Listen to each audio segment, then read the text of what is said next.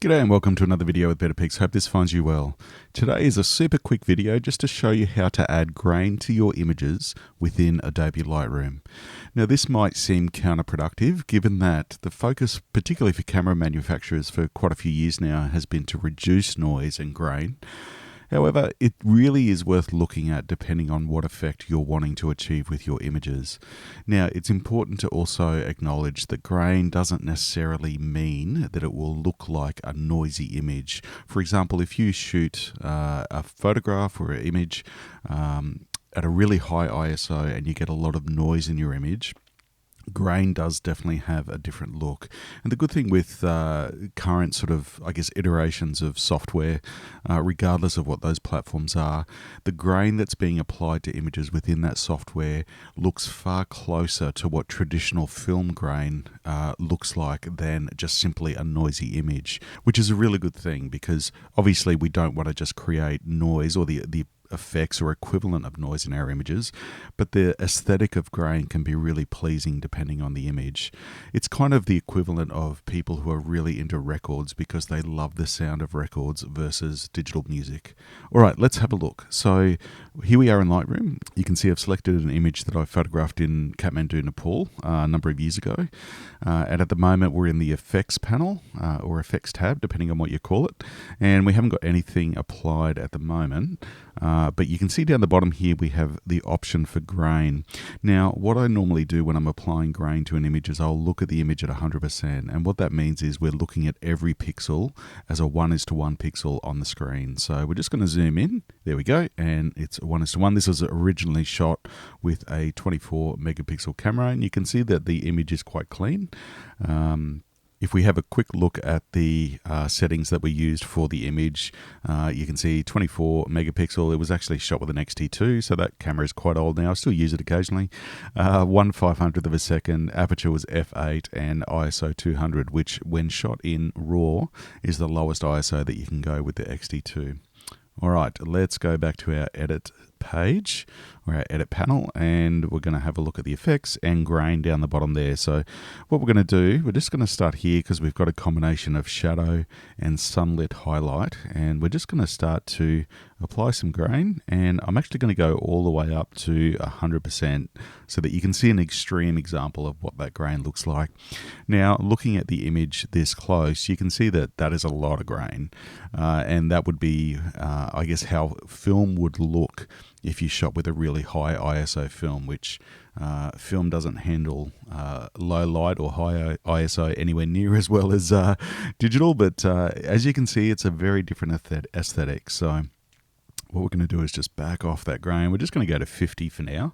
And if we have a look at without and with, you can definitely see the difference. 50 to me, for this particular image, is a really nice balance between still maintaining detail, but having that grain effect just to give it a little bit of something, a little bit of texture, a little bit of character. You can see on the person's beard that we can still see really clearly all of the detail with each of the hairs on that beard. A fantastic beard that it is. And within the shadow areas, you can see that that grain really is looking really nice. So it's giving us wonderful texture. We'll just zoom back out. Giving us wonderful texture within the image, and certainly giving me the effect that I'm looking for.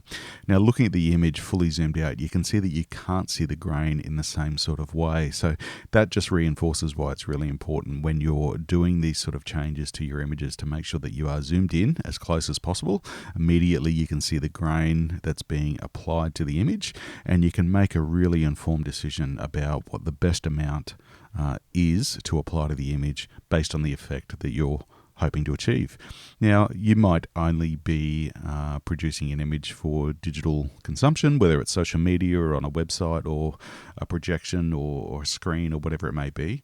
However, if you are printing, it's worth just doing a bit of experimenting with different levels of grain and printing out some samples and just having a look to see if you're getting the results that you want to. You may have noticed as well within the grain slider that there's a little drop-down box there as well, and you have the option for size and roughness. Now, they default to 25 and 50, and you can obviously increase the size. We're just going to zoom back into 100. We're going to increase the size, and you can see that it does affect the actual size of the grain. For me, I tend to leave the size of the grain defaulting to 25 because it's just a nice balance between not creating a sort of gritty feel to the image, but also not too big a grain where you're starting to lose detail in the image. Of course, it's always worth experimenting as well.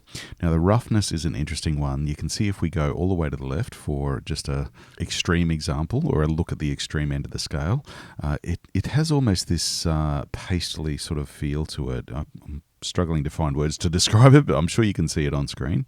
If we go all the way to the right, again, it just changes the look of that grain. And to me, particularly looking at trying to achieve, I guess, a feel of analog grain that you would see in film, that just kind of removes it. You can see we're also losing quite a bit of detail as well. So again, the roughness, I'm just going to leave at the default of 50, and that feels like a more natural look of grain that I'd be looking for.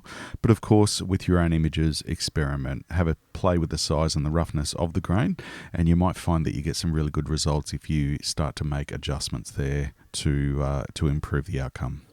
So if you have an image that you want to give a little bit more texture and more of an analog feel to the grain of what you would normally see in film, then within Adobe Lightroom, under the effects panel, you see you have grain there. So that is the way to do it.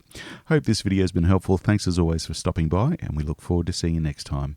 And don't forget, any questions are welcome in the comments below. Take care.